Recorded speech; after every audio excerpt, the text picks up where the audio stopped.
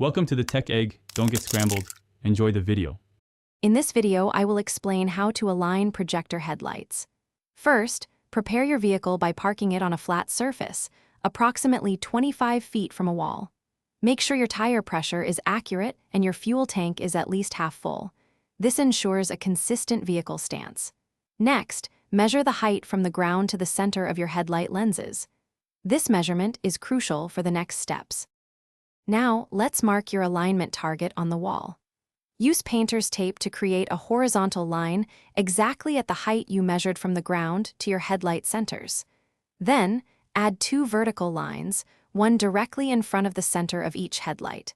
These lines will guide you in adjusting your beams accurately. With your low beams on, cover one headlight to work on the other. Find the adjustment screws, usually 2, for vertical and horizontal movement.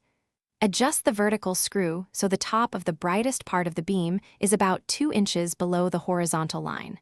For horizontal adjustment, aim the beam's center slightly to the right of its vertical line. Repeat for the other headlight. After adjusting both headlights, step back and observe the overall pattern. Ensure both beams are symmetrical and meet the alignment points.